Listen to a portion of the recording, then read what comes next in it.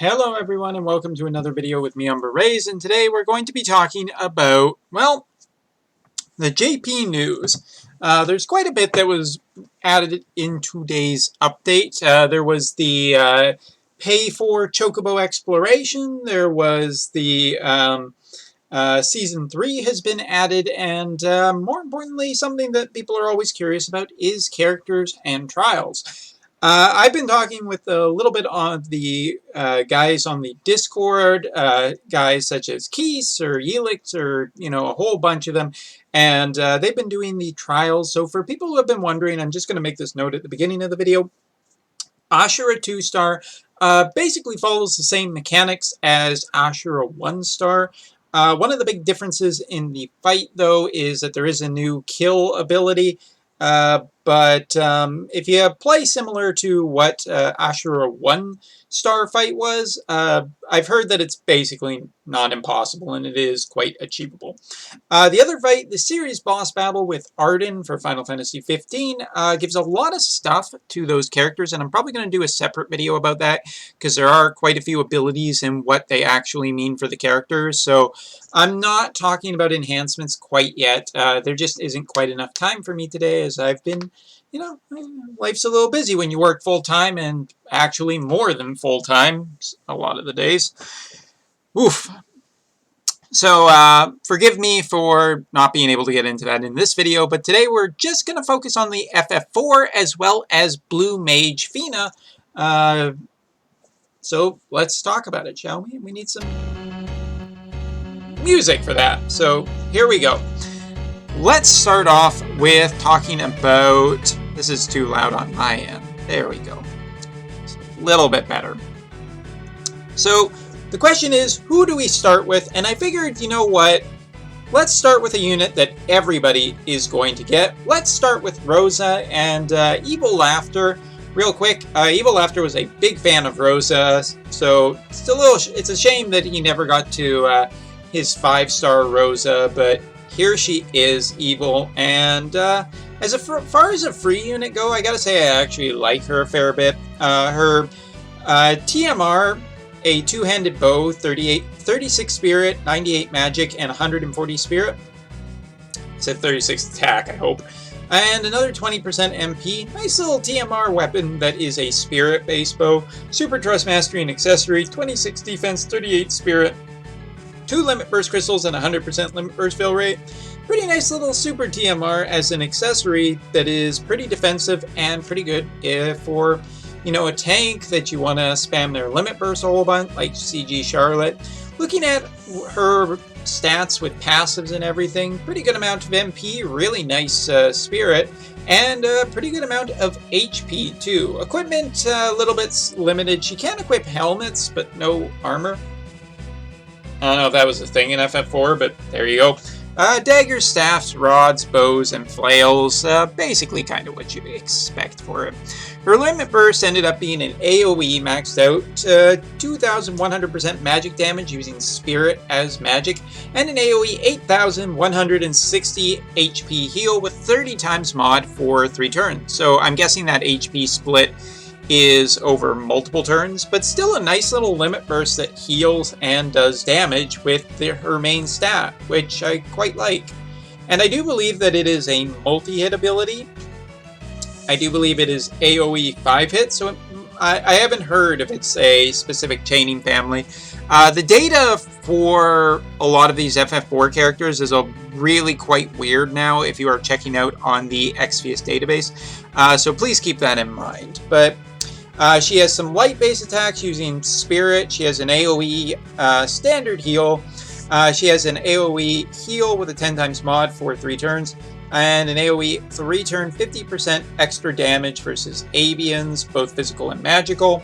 She has a revive ability, and her cooldowns are a AoE 50% HP heal, 50% MP heal, AoE auto revive at 80% for 3 turns, and 100% light resistance. And that is 4-turn cooldown, available turn 1. Pretty nice little free-to-play unit with a lot of heals, not only for HP but MP too. So thumbs up to that.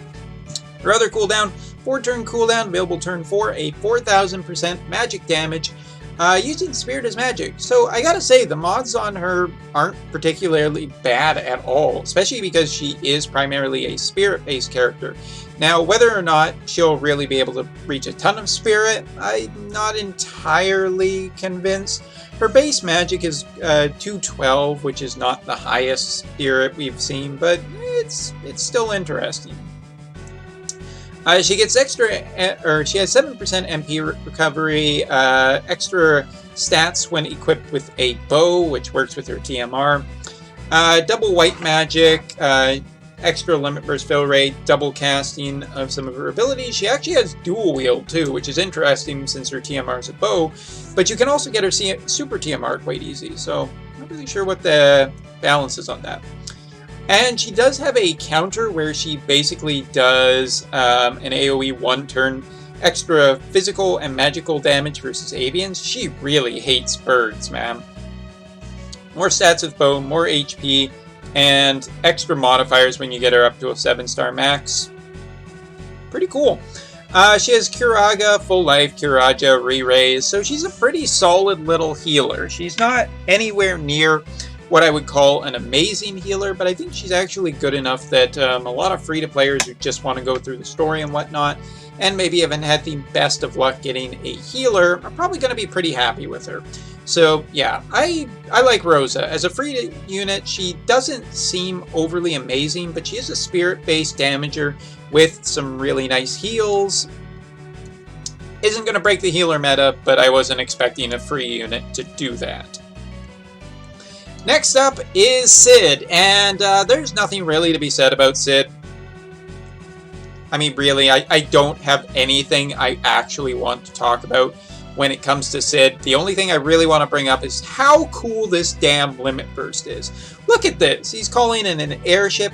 And by the way, the basic version of it is he calls in the airship. Okay, but as you like level him up, he gets fireworks. That's pretty cool, man.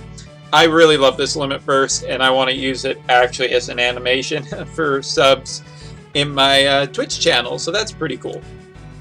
But yeah, for anybody who does get Sid, please upgrade him to a 6-star just because of this limit burst. Gotta do some fun stuff, right?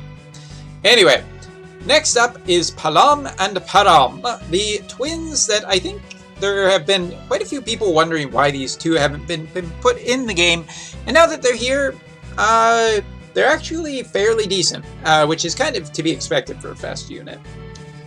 40 magic materia, 20% MP, and a 3 limit burst fill per turn. I do believe this is a very slight power creep on CG Sakura's limit burst, or TMR. Not overly exciting, moving on. Super Trust Mastery, Kenja's Robe, 70 magic, 68 spirit, 100 MP. Solid robe, nice stats on it, both offensively and defensively, and a good amount of MP extra, so I'm totally fine with that. Base magic is 219, base HP is 4,670, pretty good spirit too, shit defense. Once you put in passives, HP is pretty good for a mage, 766 magic and 373 spirit. Not the greatest defensive, but kind of makes sense given these units. A fair amount of magic abilities, basically all the elements. Full Life, Tornado, Quake, Holy Flare, and Meteor. As well as looking at their 7-star limit burst, Element, Gemini, AoE 2100% magic attack, ignoring 50% spirit. That is not without any limit burst damage whatsoever, so it's pretty strong. But if it is the 3 elemental attacks, I wonder if it just gets absorbed if the enemy is immune to even one of those elements. It is not listed as a multi-hit attack, but again, the data on the data is a little sketchy right now. Not entirely sure what happened with the bot. Passive abilities, MP per turn, bonuses when equipped with a rod, extra limit burst fill rate, W casting, sense of demonstrative knowledge, which is elemental resistance and limit burst per turn, plus some magic. Does have twin synchro, which is 1.5 times limit burst, which makes the limit burst considerably stronger. Natural dual wield, makes sense, 7% more MP per turn. And Courage of Sacrifice, just extra magic when true dual handing or true dual wielding, and some extra modifiers. So pretty solid little kit. And then we get into their actual abilities. It should be no surprise that on the JP side, a magic damage dealer is a Chaos Wave, and that is basically here. What is interesting, Blink Shell AoE negate 1 physical attack for 3 turns, and AoE 20% magic damage mitigation for 3 turns. So basically AoE Mirage on a mage, that's kind of interesting. Dual black magic, has a random ability, which has maybe one interesting outcome, I think, not really that much. Fire Force, this is a 8-hit AoE attack that debuffs fire resistance for 80% and powers up Flame Force, which is Flame Force, the big one. AoE 600% magic attack with a 300% modifier, where you add 300% extra modifier, max 7 times, and it's Chaos Wave chaining. So fire is their big element here. It is where all their damage comes from. And this is a little worrying because there just isn't, that is the main thing in their kit where they have an incredibly high modifier on it and it's all their chaining damage. And yeah, while they do have the Turn of Padam, AoE 120% fire resistance down for 4 turns, enables access to Melt Force for 4 turns, enables access to Collaborator, Blink Shell, Fugata, Fire Force, Flame Force, well, basically quadricasting for 4 turns on a 2-turn cooldown. Available turn 1. So yeah, that's kind of interesting because it means that Padam and Padam as a unit can basically keep quadricasting up all the time. There is almost no entire way. The other one is Padam's turn, which is a AoE 20,000 HP heal for 4 turns. AoE 100% fire resistance for 4 turns. Almost dropped my pen that I'm flipping around. Enables access to quadricasting for 4 turns, as well as to live little regeneration, which may just be not a great translation by Google. So yeah, that one is on a 1-turn cooldown, so you can basically have access. Those cannot be right. Either way, I think it's pretty obvious that this unit can just have consistent uptime, and there's pretty good benefits for using their cooldown abilities. So gotta say, they're actually a pretty impressive mage. They also have Twin Break, self 200 MP recovery, self 250% magic for 4 turns, enables access to quadricasting for 3 turns, and a self 100% petrify. Love the flavor on this one a whole bunch. And it's only 24 MP. Quadricasting for 24 MP and just that status ailment. Just put the accessory on and you're fine. Unipolar Petite Medio is the other cooldown. 4-turn cooldown, available turn 4. A single target, 1 hit, 3,200% magic attack that also ups modifiers on Flame Force and Fire Force, so they're big fire attacks. And as for those abilities that unlocked, Petite Flare is a 8-hit, 420% fire magic ability. AoE 5-hit, 500% magic attack with a spirit debuff of 65% on Petite Meteor. What else? Synchro was found. 600 MP heal split over 3 turns. Self 3,000% modifier on Petite Flare. And 2,500% modifier on Petite Meteor. So if you use Synchro was found, and then Petite Meteor or Petite Flare, they become incredibly strong. Get Nervous, 200% magic boost for 4 turns with 150 MP heal. Melt Force is a AoE 4-hit fire 100% magic attack with a final hit that is 1400% magic attack that also generates some limit burst. 5 hits, so Chaos Wave chaining, because that's how magic works. Either way, I gotta say, I really quite like Padam and Padam. I think that they are a serious option to CG Dark Fina. They seem to have pretty good stats, other than the defense being absolutely right in the pooper. The big problem I have with their kit, though, is essentially it's fire element or get the fuck out. And that is a little bit of a problem. There is some RNG with them and in a little bit of their kit, but I gotta say, the flavor text is fantastic, and Paladin Prom just ended up being a pretty damn cool unit. So, thumbs up to that. And next we come to... Nah, I'm just kidding. We're not talking about him quite yet. Let's talk about Blue Mage Fina, the character that I'm just going to get out of the way because Blue Mage Fina at this point, at the time of this recording, is not remotely interesting. Not even a little bit. As a free unit, the story is a spoiler, so when I put my hand down, the spoilers are over. So basically in Season 3, Fina loses all of her magic capabilities and then becomes a blue mage. And as the season... Okay, well, that's really enough for spoilers.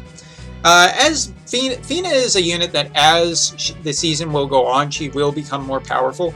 Currently, with the latest update, she is capped at a 5-star, meaning that she is not impressive even a little bit. Her stats are really bad, and for this late in the story, it kind of feels a little bit like a bad joke that she can't even get 7-star stats at this point, because she really doesn't have anything going for her at this point. And weirdly enough, she still has white magic for being a blue mage. She has double casting magic in a turn, she has revive, she has cure with all status ailments, she has magic damage and MP drain, and her spirit scaling damage attack. She also has her counter and some very light passives and inflict charm, but she does still have white magic. She has scan, she has Isuna, and she has a heal ability. But I don't know if Alum knows what blue magic is or how a blue mage works. But anyway, her limit burst ended up being at a 5-star maxed out. HP recovery of 7,000 to the caster, recovery of 270 MP split over 3 turns to the caster, and an increase of magic and spirit 180% for 3 turns to the caster. Not overly impressive, even a little bit to me.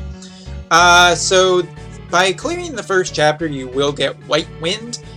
Heal a 2,500 HP with an 18 times mod to all allies, and a 6,300 HP heal with 36 times mod split over 3 turns to all allies. So that's kind of interesting. But right now, Fina is not interesting. Not even a little bit. She's not exciting at this point.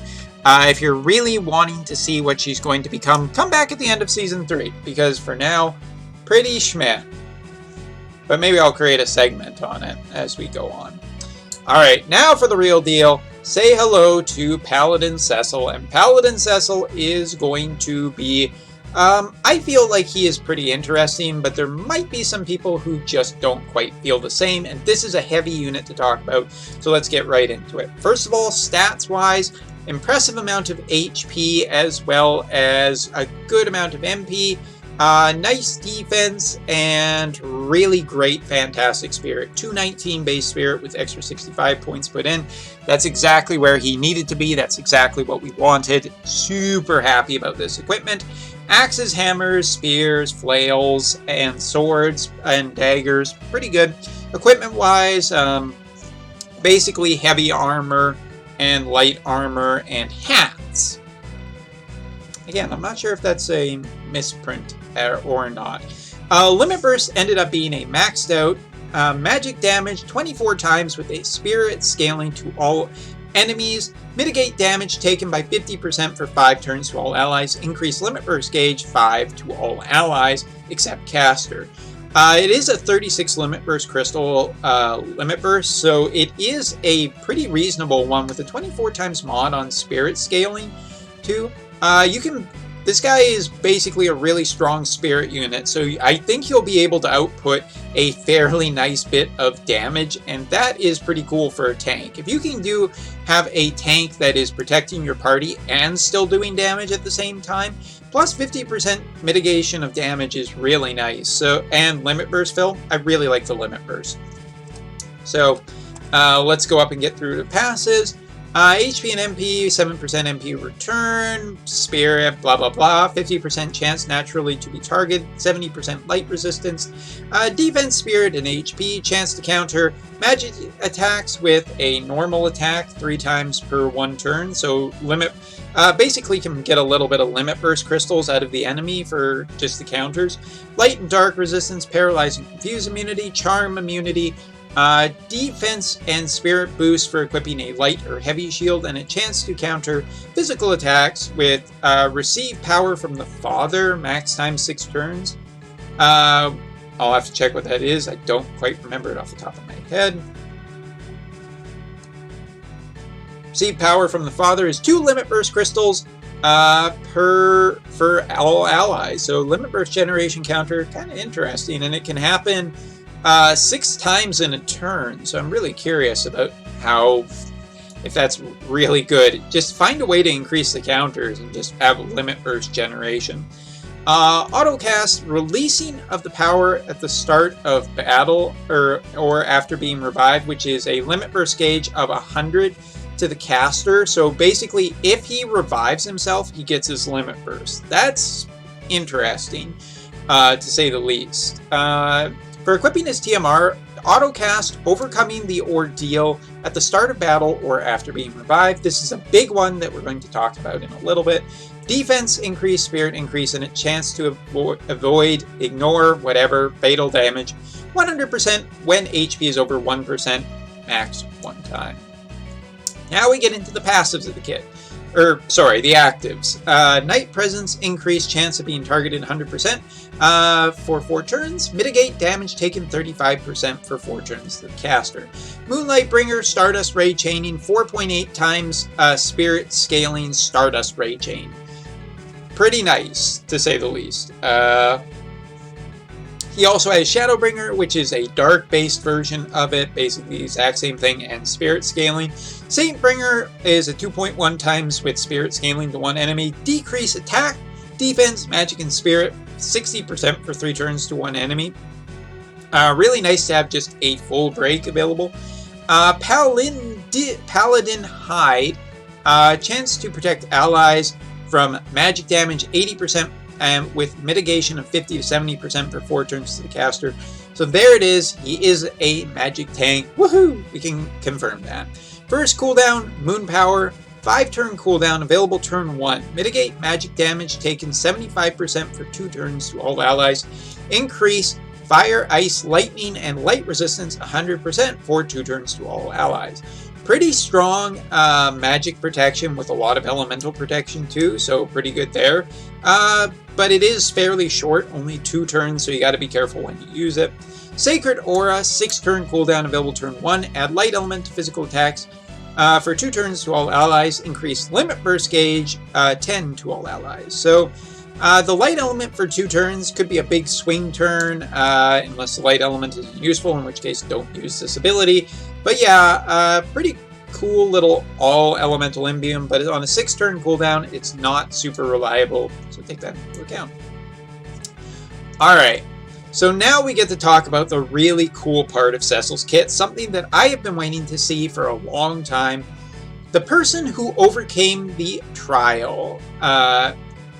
Now, what happens here is it enables skills to the caster. Into the Dark, Light Wall, Light Defensor, Light Recover, Light Resurrection, Holy Knight Sword, Sword of Holy Knight, and enables skills to the caster, W Holy Knight Sword. So it gives him a whole bunch of abilities, but there is a couple other things. Activated by overcoming the test of Into Light.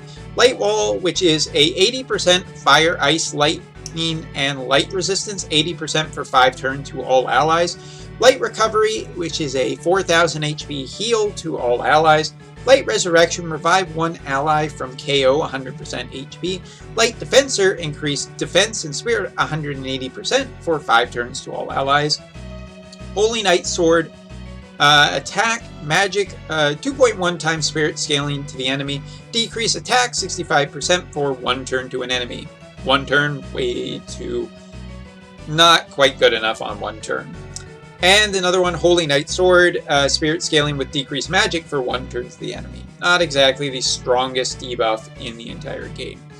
Activated by Into the Dark. This is the other one. Mitigate damage taken 75% for 1 turn to the caster. Enables skills to the caster. Triple Knight Sword enables skills to the caster. Into the Light, Dark Attack, Dark Wall, Dark Cover, Dark Cricket. Cricket? That's gotta be a misprint or mistranslation. Dark Knight Sword and Dark Knight Sword. Triple cast, basically what it sounds like. The triple cast ability, we get into it. Dark Wall, HP damage 20% to the caster. Increase water, wind, earth, and dark resistance 80% for 5 turns to all allies. Dark Cover, HP damage 20%. Recover 100 MP to all allies. Dark Clearance, auto revive 100% for 5 turns to all allies. 20% damage to the caster. Dark Attacker, 20% damage to the caster. Do I really have to keep saying this? Increase attack and magic 180% for 5 turns to all allies. Dark Knight Sword defense, basically a spirit scaling attack with decreased defense 65%, and of course damage to the caster. Damage to the caster on the next one, strangely enough too, with a defense debuff, as 1 for spirit, 1 for defense. And then there you go. Into the Light is the other ability that activates all the light ones. Mitigate damage 75% to 1 turn to the caster, and gives W Holy Sword as well as all the holy attacks. So let's talk about this. Cecil is a really cool unit that I have been waiting for design-wise for a long time. It's always felt incredibly lame that we've never had multiple kit sets that could just be unlockable, given that some characters kind of have this duality to them, like limit burst forms or anything like that. I understand that there are limit bursts in the game, but it would be cool to see more of this appear in the game, and Cecil is probably one of my favorite units that I've seen since Regina in terms of design in Brave Exvius, because it actually is something new. It is a new mechanic. This mechanic of auto-reviving and getting these abilities that you can unlock a whole bunch of other abilities, basically triggering his dual forms. Now, to my knowledge, the sprite does not change. You do not get a Dark Knight sprite and a Paladin sprite. I'm 99% sure because I didn't see any sprites in the assets. So for anybody who's wondering out there, if I did make that mistake, I apologize ahead of time. But currently, as of the time of this recording, I do not believe he changes sprite. You are just stuck with the Paladin sprite, which is a disappointment. But still, he has his base kit, and then he has unlockable abilities too, and they are flavor based. I do like that his dark skills actually cause HP damage, but can give him a fair amount of good stuff that are more attack based, while his Holy Knight stuff is more defensive orientated. Now, how this exactly works with balance, his rotation and everything, it really depends on the fight, what elements come in, but he seems like a really good little magic tank that can dish out some physical damage, that has a lot of good elemental and other support, providing that you unlock his abilities. Now, the question of whether or not it will be good enough, as not always in Trials do you have the luxury of having the time to unlock abilities before you start getting wailed on. You know, not whales pulling units. Not entirely sure, but I really like that they are trying something a little creative with Paladin Sessile. I think that in general, Paladin Sessile's kit is pretty darn nice with the mitigation, the flavor, the multicasting, as well as just changing between like Paladin and Dark. Definitely what I wanted to see design-wise. So overall, I actually do really quite like this banner a fair bit for a whole bunch of reasons. One, Paladin Sessile and Padam and Padam sharing a specific banner when they are both really, really good feels Well, who am I kidding? Anything almost feels better than the previous month. But the Step Up banner is also not bad either. A guaranteed rainbow on Step 1 and Step 3.